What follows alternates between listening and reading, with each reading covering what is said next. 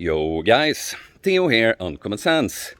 On my way here to pick up some food, some portocalada, among other things, and that's orange juice, for you who don't know how to speak Greek yet, but I thought it was a fitting subject to talk about why you need to know your macros and why you should be counting calories. Hey there, buddy. Hey there, all the dogs are barking at you here. But, okay, so it might come as a surprise to some of you that I would say this, because someone like myself, I don't really have to count my calories to a T anymore, but that's a luxury I've earned through having done so for quite some time, having been very deliberate and conscious in the food choices that I make, putting it down on the paper or into the calculator, observing the trend on the scale depending, or according to my goals at the time, whether I'm bulking, trying to put on muscle, or whether I'm trying to cut fat. And so when you do this for long enough, you're consistent enough, and you practice your awareness, and you don't go off it, just throw it out, just keep doing this for long enough, you're gonna notice that you kind of just know, like, because you're gonna constructing your meals according, trying to hit certain macro goals. You'll see what happens, you'll adjust, and eventually you're just gonna know, like, yeah, I've eaten this before, this amount of potatoes, this amount of beef, this amount of carrot on this, blah, blah, blah, whatever the meal was, And so all of a sudden you just kind of know. So even myself, I will check in on my meals here and there, and I've actually started posting some of my meals on Instagram just to show people the importance of knowing what you eat in order to get like me, be in control over your results, right? And as you will know if you've been following the channel, it's not only calories that matter. No, the food choices matter too, but we can't just be pretending. Can't be pretending that the amount of foods and the amount of what foods, the macros, don't matter, right? Because, I want you to know this is not the keto channel at all. Like, there are times where it could make sense for someone to go on a keto diet, but I'm personally not a fan of it at all. Not even for fat loss, I'll tell you, because in my opinion, the reason it works for a while, when people just, those people that think it's this war I've been talking about before, right? Oh no, calories in, calories out, that's all. You can eat anything, and it's just the calories. While that could crash your metabolism because you don't, malnourish your body, you don't get the micronutrients you need for your metabolism to be running well, right?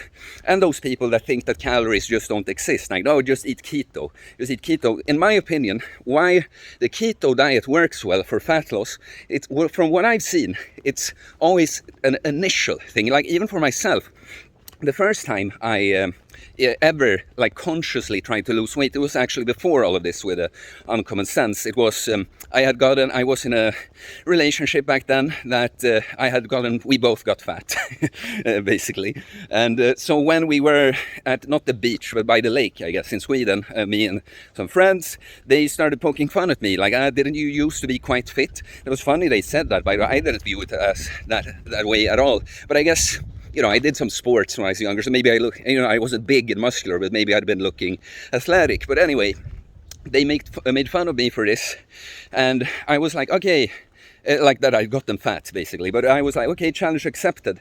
And I just went on a keto diet, because I had heard about it, or I thought LCHF, low carb, high fat. And so I ended up losing weight from this. Remember, Pokemon Go was new then, so I was walking around too, so that was a big part. But I think, it's initially, if you just eat the way you would and remove, one macro altogether, like carbs, you're gonna, kind of naturally end up eating less. And it's the gluconeogenesis, right? Turning the fat into glucose, because your body needs glucose, doesn't need glucose externally to survive. In my opinion, again, I'm not a fan of keto. You need glucose externally, carbs, to thrive. But I think when the body is not used to that, it just takes a lot more energy for it to turn the fat into glucose via gluconeogenesis, right? So that's why I feel like everyone that goes on a low carb, high fat diet will lose weight initially, but then it will stall when the body has adapted and is more efficient at converting it into glucose. And also, of course, as you lose more weight, you weigh less. Your normal activity, you're a lighter person then, so you'll burn less just from walking, for instance, and you will stall eventually. And then it becomes even if you kept doing the keto thing, right? It becomes a calorie equation, right? I see another dog barking. But you need to know your macros. You need to know your macros, guys. And if you don't, I have them for you. That's the whole point. That's what I do for all my clients. Even though I don't have to, like I say, I will check in every now and then.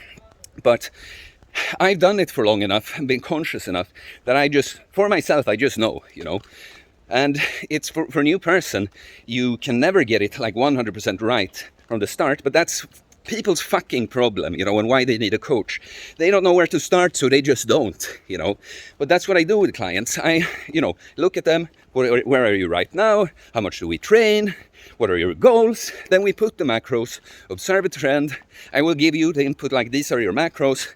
Focus on these foods. Let's go. Track, and tell me how it goes. And then we adjust according to your goals. And then it's just me. Because that's a big part of the coaching too, right? People kind of understand, okay, how I eat and train, it matters. But they just don't know.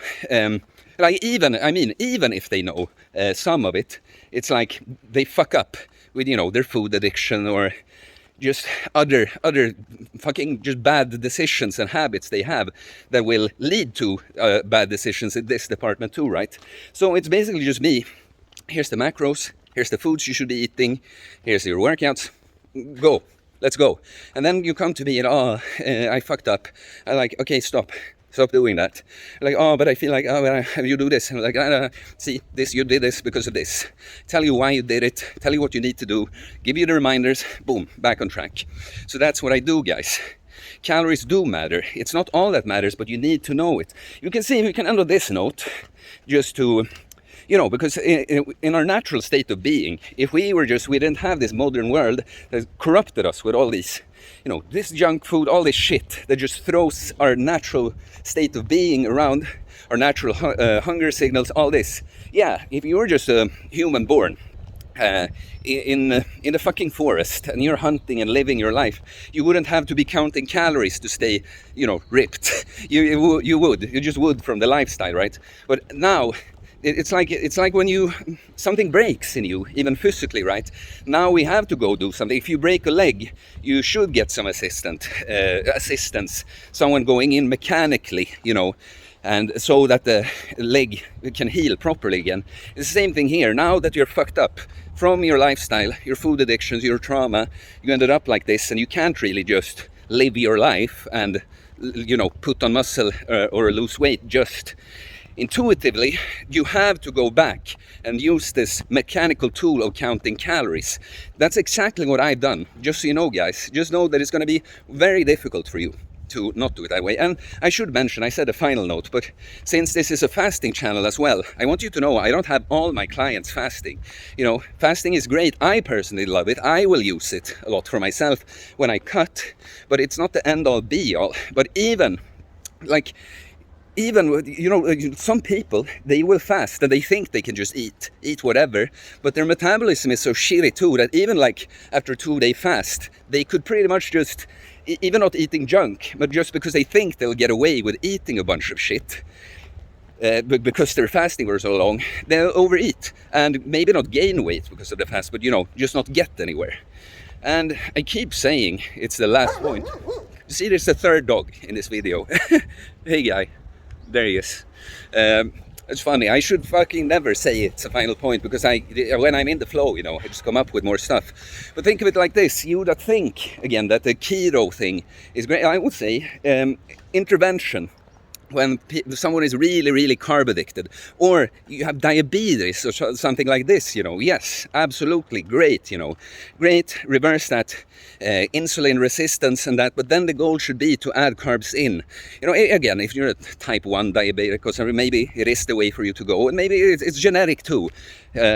How well we function on a low-carb diet, but it's not the norm. If you just think about how we would be living, we would be eating mostly, like in a natural state of being again, we would be eating mostly like animal foods, protein and fat, but we would, especially in the summer, would definitely be eating fruits and carbs, right?